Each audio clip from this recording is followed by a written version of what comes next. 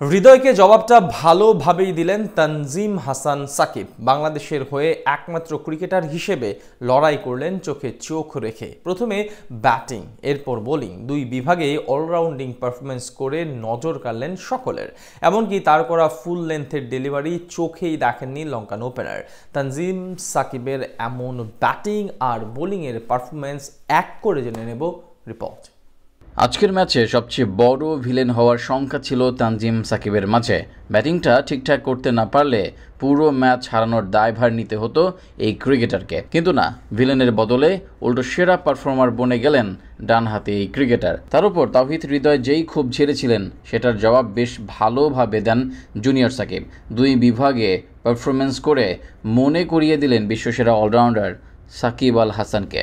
আগে ব্যাট করতে নেমে বাংলাদেশের ব্যাটাররা আজ কেউই বড় রান করতে পারেননি।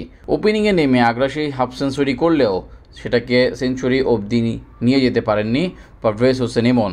তার বিদায়ের পর শেষ দিকে বেশ ভালোই ব্যাটিং করছিল তাওহিদ হৃদয়। মিডল অর্ডার থেকে একা হাতে দলকে টেনে নিতে থাকেন ডানহাতি ব্যাটার, কিন্তু ম্যাচের 41তম ওভারে ঘটে দুর্ভাগ্যজনক এক ঘটনা। ম্যাচে তখন অনেকটা একাই লড়াই করছিলেন হৃদয়, তাকে সঙ্গ দেওয়ার চেষ্টা করছিলেন তানজিম সাকিব।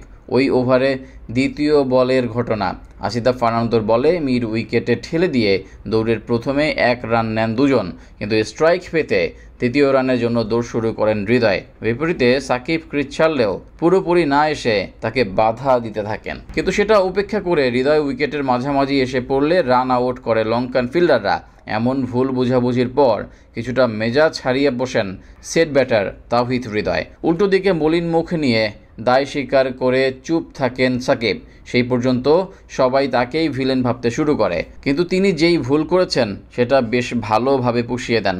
অপর প্রান্ত থেকে বিরতিহীনভাবে উইকেট পড়তে থাকলে মনে হচ্ছিল 230 রান পার করতে পারবে বাংলাদেশ, কিন্তু তানজিম সাকিব সেখান থেকে 2-4 2 ছক্কার সাহায্যে 21 বলে 33 রান করে সেটা নিয়ে যান 248 পর্যন্ত।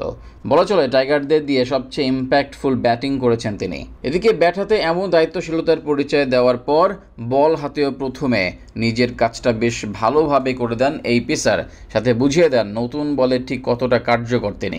মাঝারি টার্গেট ডিফেন্ড করতে নেমে ইনিংসের তৃতীয় ওভারে ব্রেক থ্রু এনে দেন টাইগার এই পেসার, যেখানে তার করা ফুল লেন্থের ডেলিভারি চোখেই দেখেনি প্রতিপক্ষ ওপেনার পাথুম নিশাঙ্কা। তানজিম সাকিবের ফুল লেন্থ ডেলিভারি সুইং করে আঘাত হানে ব্যাটারের প্যাডে, সাথে সাথে আবেদন করেন টাইগার ক্রিকেটাররা, যেখানে সাড়া দিতে ভুল করেননি আম্পায়ার। যদিও পরে রিভিউ নিয়ে বাঁচতে পারেননি নিশাঙ্কা, ফলে প্রথম উইকেটের দেখা পায় বাংলাদেশ। এছাড়া ইনিংসের শুরুতে দুর্দান্ত বোলিং করে নিজের জাত চিনিয়ে দেন এই পেসার। বলা চলে ভিলেন থেকে বাংলাদেশের জন্য নায়ক বনে যান জুনিয়র সাকিব।